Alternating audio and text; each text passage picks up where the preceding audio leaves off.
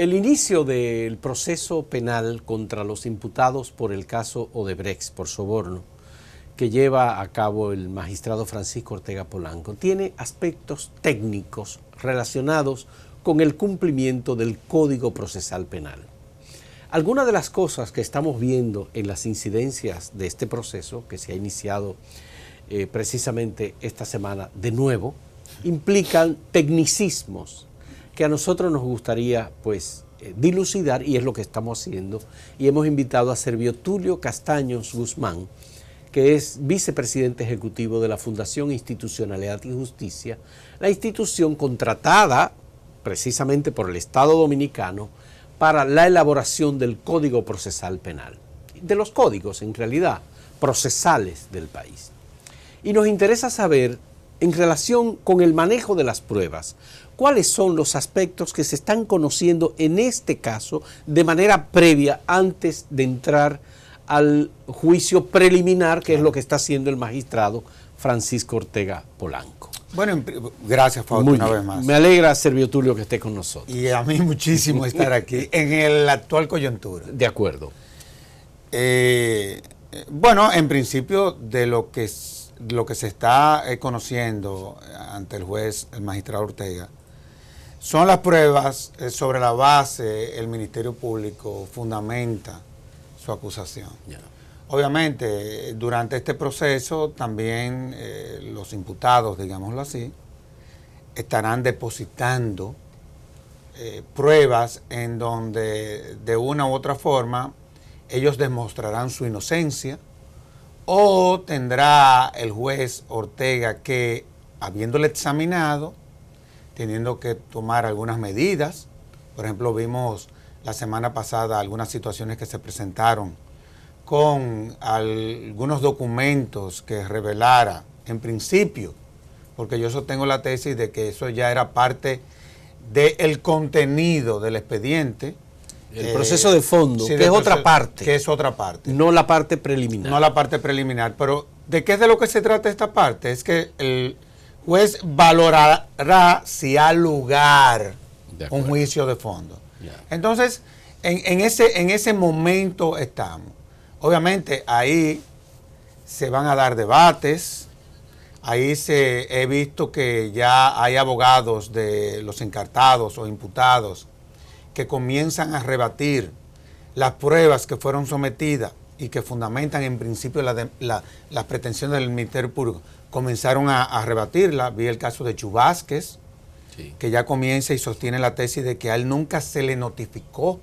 No ha presentado escrito de contestación. No, y a él nunca se le notificó como encartado o como que sobre él pesaba una acusación, sino que en todo lo que fue el proceso, sí, de instrucción, digamos así, del Ministerio Público de Investigación, las veces que se le notificó fue como informante o testigo. Ya. Entonces, ahí hay un problema. Hay un problema. Hay un problema procesal. Procesal, ¿verdad? Y también vi algunas declaraciones que ha dado el ex senador y presidente del Senado, Andrés Bautista, sí, en donde real efectivamente situaciones que fundamentan la acusación del Ministerio Público, sucede que no se corresponden entonces con la realidad de los hechos, digámoslo así. Es decir, que esto va a estar bien divertido. Pero el magistrado Francisco Ortega Polanco es el que va a autorizar y desautorizar las pruebas presentadas por el Ministerio Público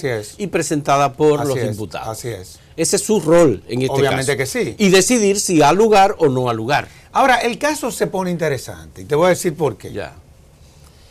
Mira, Fausto, y yo voy a rebobinar. Hace un año yo sostenía la tesis, a raíz de la conformación de una comisión que nombró el presidente, que eso ni sirvió, ni sirve, ni servirá para nada. Honestamente no te lo digo. Porque es que el caso, desde el punto de vista jurídico, es en un tribunal que se tiene que conocer. Tú te estás refiriendo a la comisión de Punta Catalina. De Punta Catalina. Bien. Yo recuerdo cuando uno comenzó a empoderarse, si se quiere, de este caso. Yo sostenía la tesis de que era imposible, desde el punto de vista jurídico, Tú me dirás, bueno, pero desde el punto de vista político sí. Pero yo lo que soy es abogado. Sí. Es imposible tú deslindar a Punta Catalina de ese proceso. Eso es imposible. Desde el punto de vista jurídico, vimos que la semana pasada el principal imputado, digamos así, Rondón, saca un documento que es similar a los anteriores. Es decir, si a él lo están sometiendo hasta el 2012 por soborno, y la relación que él sostenía, según él, es comercial. Era comercial, como la que según él sostuvo del 2012 al 2014, desde el punto de vista jurídico, es imposible deslindar esa obra de ese proceso. Y por eso tú vas a ver que durante el conocimiento de esta fase, ese es un tema que va a estar se debatiendo. Pero esto va a depender de las pruebas admitidas. Sí, obviamente que sí. Ahora, también acuérdate que las pruebas no solamente se limitan a los documentos que se depositan. También pudiese darse el caso, y es la tesis que yo siempre he sustentado, porque yo en esto, yo no soy empresario. Sí. Yo lo que soy es abogado. Sí. Y como tal es que tengo que razonar. A ese proceso le falta una pata. ¿Sí? Y es el bendito Marco Cruz Vasconcelos. Sí, señor. Marcos Cruz Vasconcelos. Claro que sí. Pero entonces quisiera referirme, Servio Tulio, a ese caso. Ninguna de las partes hasta ahora en los incidentes ha objetado las delaciones premiadas, presentadas como pruebas por el Ministerio Público, ni ha reclamado formalmente que Marco Vasconcelos Cruz se ha traído al país o se ha interrogado mediante un procedimiento técnico, tecnológico, que posibilite que eso ocurra. No, y además, acuérdate que ya la Suprema Corte de Justicia inclusive ha inaugurado una sala virtual. O sea, ya el sistema de justicia de la República Dominicana cuenta con la herramienta para que en el hipotético caso de que un juez, viendo las contradicciones que se puedan dar sobre la base de las pruebas que se le han presentado, ordene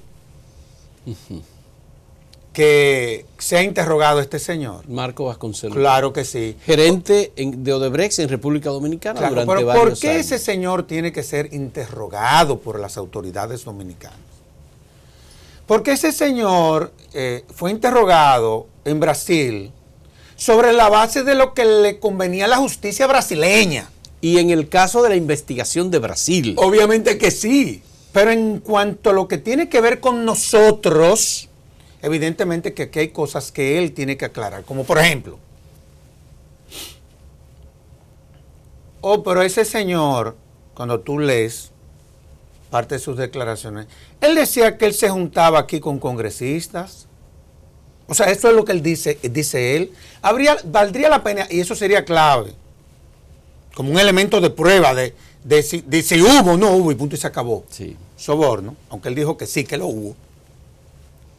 Para que él diga quién fue que se le entregó el dinero, o para que él diga cuál era el tono de esas reuniones que él tenía. Él nunca señala a nadie en particular. Él dice, yo sospecho, le entregábamos a Ángel Rondón el dinero y no sabíamos lo que ocurría a partir de ahí. Sí, pero ojo, eso fue lo que él dijo allá. Allá. Y una cosa es lo que a nosotros como ya sistema de justicia me interesa que él revele aquí. Otra cosa, mira, yo fui Ministerio Público. Y cuando tú sometes a un proceso interrogatorio a quien tú quieras, sobre la base de la estrategia que tú puedas establecer, mira, Fausto, es muy difícil que no salga la verdad. Bien. Vamos a hacer una primera pausa en este diálogo con Servio Tulio Castaños Guzmán, vicepresidente ejecutivo de la Fundación Institucionalidad y Justicia.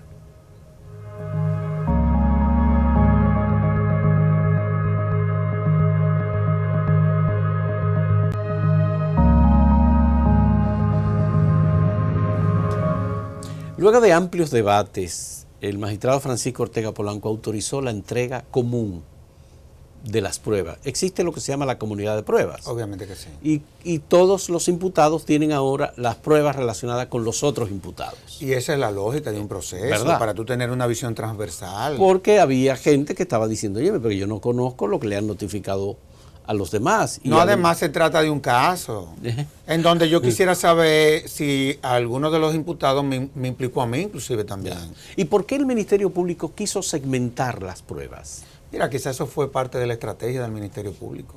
Ya. Pudo haber sido. Ya. Esa es una estrategia. Pero el magistrado Francisco Ortega Polanco lo autorizó una vez o lo autorizó varias veces, que había que entregarle las pruebas. Varias veces. Varias veces. Varias veces. Acuérdate que en varias oportunidades, en el caso de Andrés Bautista, en el caso del mismo, el mismo Ángel Rondón. Ángel Rondón. Es decir, pero lo importante es que ahora todos los encartados, imputados, van a contar con todos los elementos de prueba. Ya. Y eso de una u otra forma puede garantizar y garantizaría aún mayor la calidad del debido proceso. Yo creo que eso es lo correcto. Ya. Si tú eres parte de un entramado, como se supone que hubo, tú tienes que saber, vuelvo y te reitero, si uno de los que están ahí te pudo haber implicado en lo que fueron sus interrogatorios. El magistrado Francisco Ortega Polanco está siguiendo con rigor el Código Procesal Penal en relación con estos derechos de los imputados. Yo creo que sí. Él ha sido muy garantista. Ha sido garantista. A mí la única parte del proceso que a mí no me gustó fue la vez que él ordenó o autorizó la prisión preventiva contra todos los imputados. Ya. O sea, yo no vi la necesidad que, por lo menos en esa fase, sobre todo porque él después tuvo que variar la medida. Sí. Y eso evidentemente, no fue que contaminó en esa ocasión el caso, pero no gustó desde el punto de vista procesal. ¿Y no fue la Sala Penal de la Suprema la que cambió las medidas? Sí, fue la Sala Penal de la Suprema Corte de Justicia, pero acuérdate, después. Acuérdate que él en principio se le somete, él varía y deja 3 de los encartados, que fue al señor Díaz Rudo, a Ángel Rondón y a Conrado Pitaluga, y después fue entonces la Sala de la Suprema Corte de Justicia quien le varió la medida. Ya.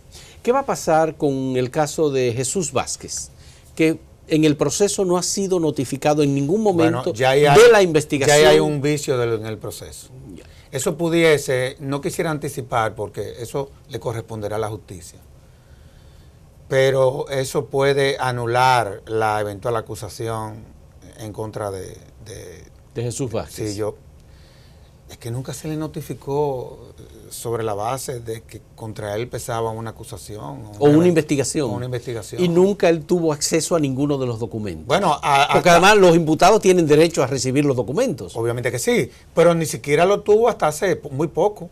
Hasta ahora que el juez lo ordenó la entrega de los documentos. Y en relación con la petición que ha hecho el abogado de Jesús Vázquez, en el sentido de que él necesita el acceso a toda la documentación del Ministerio Público, no únicamente aquella documentación que ha sido utilizada por el Ministerio Público. Pero es que yo no creo que esa sea una petición, eso va a depender de que el juez lo valore o no. Pero yo entiendo que si una persona la han incriminado en un proceso, tiene derecho a saber, inclusive, a mi juicio, porque ahora se está alegando de que hay que respetar la integridad. La integridad, la privacidad, ¿verdad? Ajá, pero tú estás frente a una persona que tú la has sometido a la justicia y que la has expuesto a que sea condenada a 10 años de prisión. Entonces tú no sabes si algunas de las documentos que tú has recabado en la investigación. Claro, de partes que inclusive fueron excluidas del proceso. ¿Lo implicaron a él? Sí. No lo implicaron. Ya, sí. Yo lo que te digo es, mira, porque aquí hay que, hasta lo poco Dios lo ve. Ajá. A mí nunca me va a caber en la cabeza, porque no me va a caber en la cabeza. Quizá yo esté equivocado, es posible. ¿Cómo es posible? Y yo no estoy haciendo ningún tipo de juicio ni de acusación contra nadie, ese no es el caso aquí, porque eso lo tendrá que determinar un tribunal. Pero lo que yo no entiendo, y mucha gente no entiende, y te estoy hablando casi del 99% del dominicano, ¿cómo dos personas que presidieron el Senado, que conocieron 2 contratos o 3, no creo que hayan sido más, que no representaban ni siquiera el 7% de la totalidad del volumen que se aprobó en un Congreso, hayan sido únicamente esos 2 los que terminaron siendo parte de la acusación? Te digo una cosa, eso es un acto de crueldad. Honestamente hablando te lo digo. Bien. O sea, tú tienes que deslindar en estos procesos, y te voy a hablar con claridad, porque es que desde el punto de vista del derecho eso no tiene una explicación. Pero en estos casos nosotros tenemos que comenzar a deslindar la política. Honestamente hablando te lo digo y te estoy hablando con claridad. La política de lucha contra la corrupción del gobierno y que debe llevar... No puede ser que 2 congresistas de partidos de oposición que fueron presidentes del Senado hace más de 10 años, sucede que son los que han resultado ser implicados en ese proceso. Eso nadie lo va a creer. Honestamente hablando te lo digo. Más después de lo que te dijo este bendito hombre. Sí. Entonces, este caso se complica. Se va a complicar. Y yo creo que el juez Ortega también va a tener que jugar su rol. O sea, yo sé que el juez tiene limitaciones, pero el juez en un proceso es el juez. Y frente a algunas situaciones que se le presenta, va a tener que tomar una decisión, aun cuando no se lo hayan solicitado. El juez tiene la responsabilidad de dar garantía de igualdad a las partes. Esa es su obligación. Vale decir, garantía a los imputados, lo mismo que al Ministerio Público. Obviamente que sí. En el manejo de las pruebas. Obviamente que sí. En el manejo del tiempo. También. En todo. Y puede también el juez,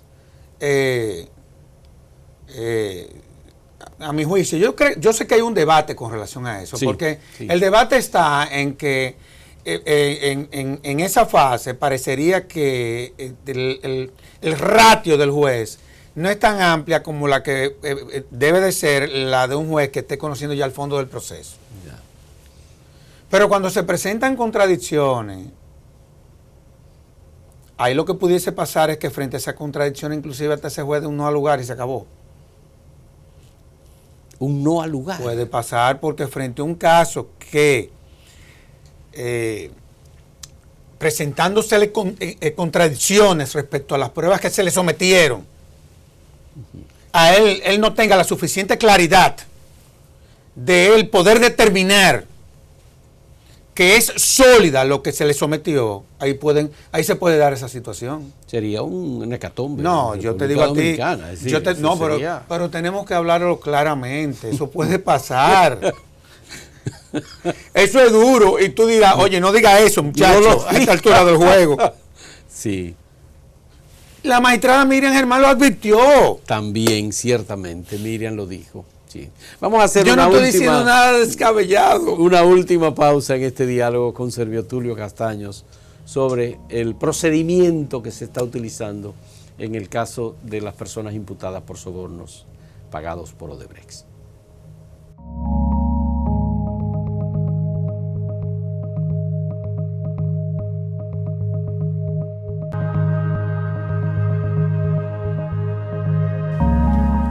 Servio Tulio, tú conoces muy bien el Código Procesal Penal, pero te quiero hablar del artículo 298 que se ha mencionado mucho en el proceso, en relación a la audiencia preliminar, y dice que cuando se presente la acusación, el secretario notifica a las partes e informa al ministerio, ponga a disposición de las partes los elementos de prueba reunidos durante la investigación, quienes pueden examinarlas en el plazo común de 5 días.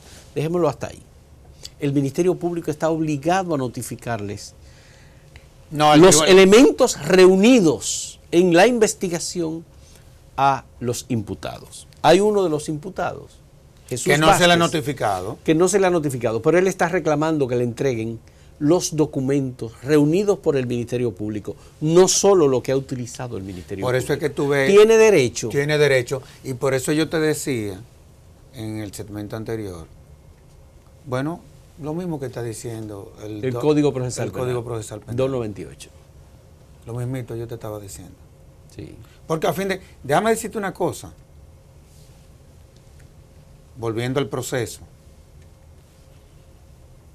Porque acuérdate que... ¿qué es lo que se procura en un caso de esa naturaleza?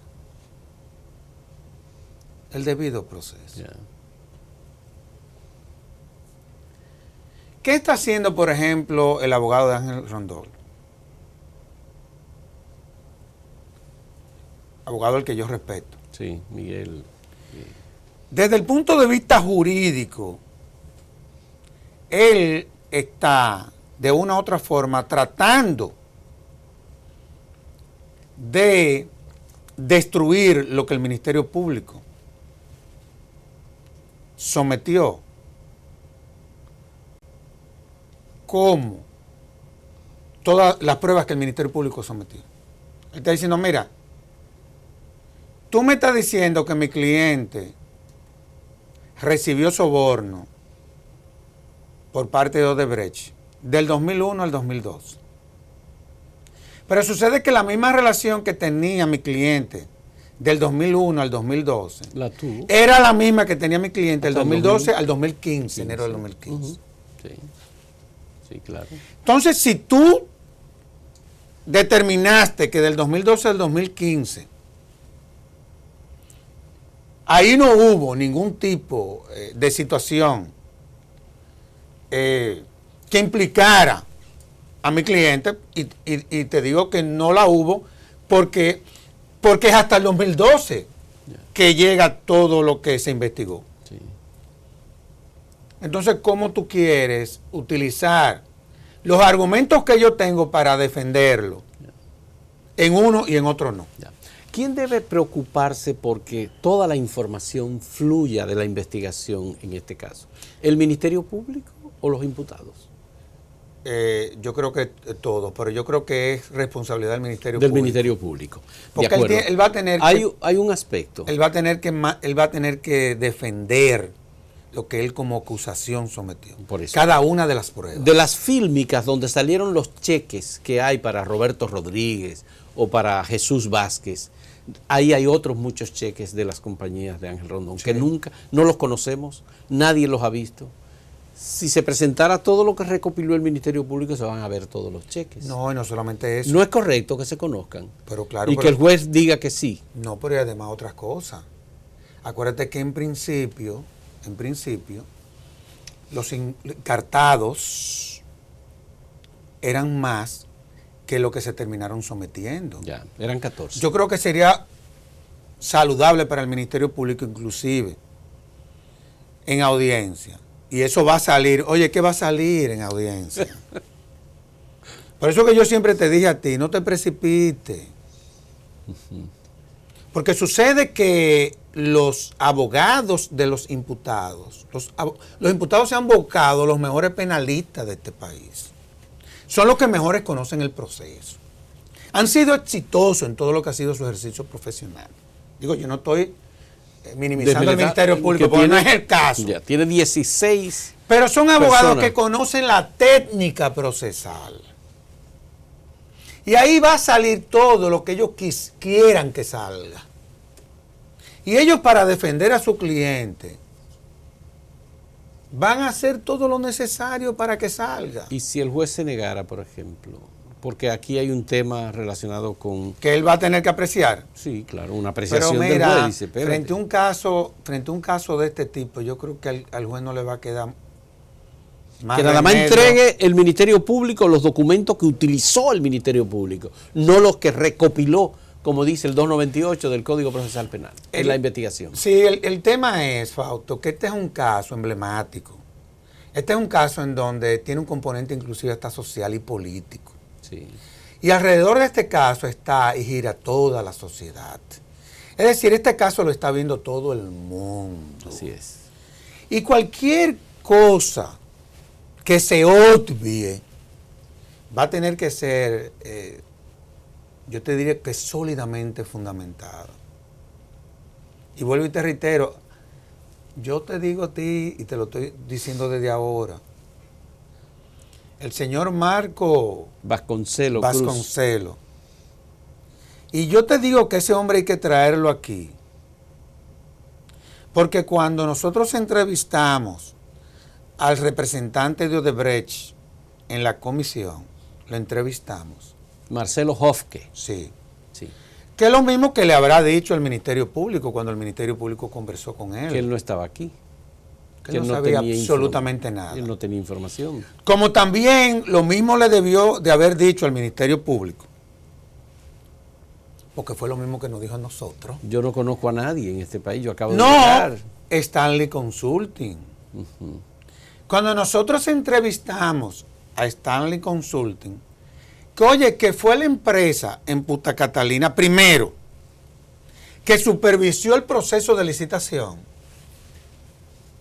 Es decir, fue la compañía que fue más allá que el propio comité de licitación Sí. que establecen los reglamentos. Pero que luego de que concluyera ese proceso, fue la empresa que contrataron para que supervisara la obra. Oye, También. qué locura. Sí, sí. Bien. Cuando nosotros entrevistamos a esos señores, sí, ¿tú sabes con lo que salieron? que ellos no se recordaban. Que ellos no se recordaban de nada. Quiero saber, ustedes en la investigación que Pero hicieron espérate, en la comisión. espérate. Sí, Pero el que diseñó la licitación, porque eso hay que decirlo, sí. porque eso está en el informe. Para que tú veas que lo que importa es lo que está en el tribunal, ¿eh? Tú sabes que la compañía que diseñó la licitación, los componentes técnicos, que fue una compañía de abogados extranjera, tú sabes que no hubo forma de que esos abogados vinieran aquí. Comparecieran. Sí, sobre todo por la cantidad de contradicciones que habían ahí. Sí.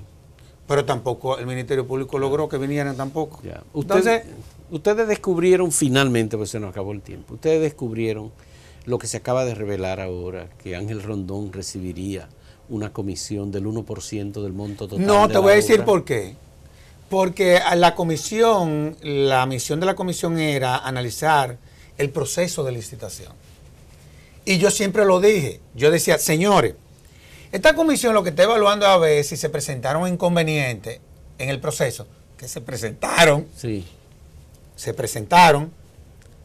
hasta tal punto que renunciaron dos de los miembros de la comisión de licitación. Sí. Y eso además se reveló. Ramón Flores e Isidro Además Santana. eso salía por todos lados. Siempre salía. Siempre salió por todos lados. Pero ya en un proceso en donde el Ministerio Público tiene las herramientas para poder llegar al fondo de una investigación, las vías, en fin, evidentemente de que... No salió, no pudo salir.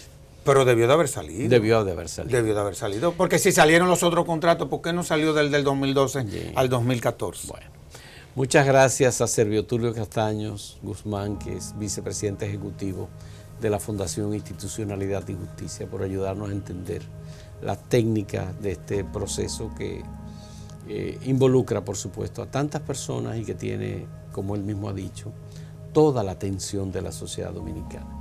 Y muchas gracias a ustedes por el seguimiento a este programa.